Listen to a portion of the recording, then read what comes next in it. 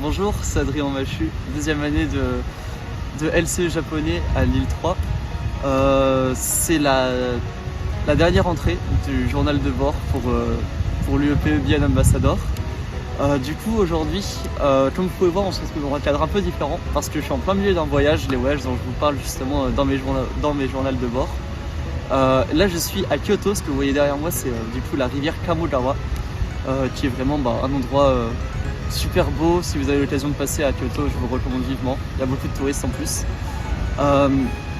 Mais bon, là, puisque c'est encore assez tôt le matin, il y a personne qui est là. Du coup, au programme aujourd'hui, on va parler un peu du coup des examens que j'ai eu la semaine dernière pour un peu avoir un ressenti entre la différence des examens en France et au Japon. Ensuite, je vais vous montrer un peu des photos du coup de ce que j'ai fait ce week-end en termes de voyage, et on va conclure par un petit recap de ce que je pense de l'UEPE to Bien Ambassador. Donc on va commencer tout de suite du coup avec un peu la partie examen et puis un peu mon ressenti. Du coup, par rapport aux examens en France, où en fait en France on demande beaucoup de composition, que ce soit même pour la grammaire ou les choses comme ça, j'ai l'impression qu'au Japon en fait c'est beaucoup plus de QCM, enfin en tout cas c'est le ressenti que j'en ai eu, et beaucoup de Telstatro aussi. Du coup d'une certaine manière c'est plus simple, mais en fait aussi pendant l'examen, du coup il y a beaucoup plus de questions, donc il y a aussi un certain côté de pression qui était là. Donc ça c'était un peu du coup pour les examens écrits que j'ai eu, c'était globalement la même chose, que ce soit les examens de vocabulaire ou de grammaire. Mais j'ai aussi eu ma première présentation en japonais à faire, et ça c'était un challenge quand même vachement intéressant. Mais en se préparant bien en fait c'est vraiment comme une présentation en français. J'ai juste l'impression qu'au Japon on est beaucoup plus clément sur le fait de lire quand vous avez une présentation. Vous pouvez avoir votre texte écrit, c'est pas un souci. Alors qu'en français on met plus d'emphase sur le fait de raconter, sans vraiment avoir de texte, juste peut-être des notes avec des bullet points. Mais au Japon on peut avoir un texte, ça va, du moment qu'on fait un contact avec l'audience.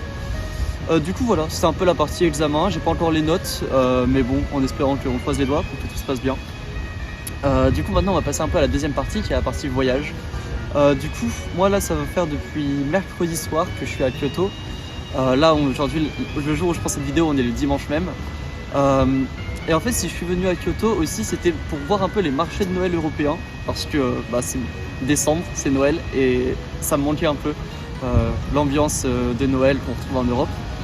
Du coup, je vais vous montrer des photos. J'ai été au marché de Noël de Osaka, qui est un marché de Noël plutôt à tendance, qui est plutôt d'inspiration allemande, et le marché de Noël de Kyoto, qui était à l'Institut français. Du coup, évidemment, c'était d'inspiration française. Du coup, vous avez certainement quelques photos là qui défilent à côté de moi. Et mon ressenti, du coup, je vais surtout parler de l'Institut français de Kyoto et du marché de Noël là-bas. Il y avait beaucoup de Français, ça faisait bizarre d'entendre parler autant français. Je dirais vraiment que facilement 40% des gens là-bas c'était des Français, soit des Français qui sont installés au Japon et qui travaillent du coup dans l'Institut français, soit aussi beaucoup d'autres jeunes comme moi, des étudiants sûrement qui viennent ici pour les études et qui sont là. Mais oui, et puis aussi du coup on a pu boire du vin chaud, manger des pâtisseries, ça m'a fait du bien ça. Du coup, s'il y a d'autres étudiants qui viennent pour un échange au Japon et qui sont comme par exemple moi amis et qui sont assez proches du Kansai, je recommande d'aller voir un peu ces marchés de Noël. Ça peut donner un petit goût de la maison qui fait plaisir franchement. Surtout dans cette période de Noël où la famille et les amis nous manquent. Moi ça m'a bien aidé. Et du coup on passe maintenant à la dernière partie, celle du coup sur le feedback de mon ressenti par rapport à l'UEPE to Bien Ambassador. Donc personnellement j'ai beaucoup aimé faire ce journal de bord, parce que j'ai eu la liberté de le faire dans le format que je voulais, qui est dans le format vidéo. Je sais que beaucoup d'autres étudiants l'ont pas forcément vécu aussi bien que moi, parce que eux ils avaient à le faire dans un format qui était plus écrit. Mais du coup si j'avais une recommandation pour des étudiants qui viendraient plus tard et qui feraient aussi cette option, ce serait franchement faites-vous plaisir avec ça. Le cadre est assez large pour que vous puissiez faire un peu ce que vous voulez. Donc si vous voulez faire du podcast, faites du podcast. Si vous voulez faire comme moi, faire des vidéos, faites des vidéos. Si vous voulez faire des livres ou n'importe quoi, je sais pas, si vous voulez dessiner votre aventure, vous pouvez le faire. Donc ça serait ma recommandation en fait. Essayez pas de vous bloquer dans un format qui est forcément écrit, Word, à faire des résumés. Mais vous pouvez aussi par exemple prendre des vidéos. Moi ça m'a beaucoup aidé. En plus de ça, ça m'a permis d'améliorer un peu de faire un peu ce que je voulais faire depuis longtemps, ce qui est en fait améliorer un peu mes skills de montage. Ça faisait longtemps que je pensais un peu pourquoi pas apprendre à monter rapidement, et du coup c'était l'occasion parfaite. En dehors de ça, du coup il y avait aussi d'autres travaux à faire pour le PEBN Ambassador, par exemple le guide de bon plan. Ça a été vraiment le travail écrit que j'ai préféré, mon travail écrit préféré. Je pense que ça a été le plus intéressant à réaliser parce que j'ai vraiment senti que c'est un document que je pourrais même en fait donner à des amis qui sont maintenant encore à Lille et qui veulent étudier pourquoi pas à Millet, et qui pourra vraiment aider beaucoup de gens. Sinon, un dernier point duquel j'aimerais parler, c'était le portrait avant-après aussi qu'il fallait réaliser. Ça, finalement, en fait, ça a été une introspective assez intéressante. Je pense que ça a été le document le plus dur à écrire, pas parce que la quantité de travail est dure, mais parce que du coup, en fait, le contenu est un peu dur. Il faut vraiment faire toute une introspective.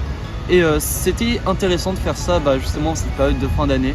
Une fois que les examens passent, c'est pas encore la fin du semestre, il reste encore 2 mois, mais on s'approche bientôt, du coup, voilà.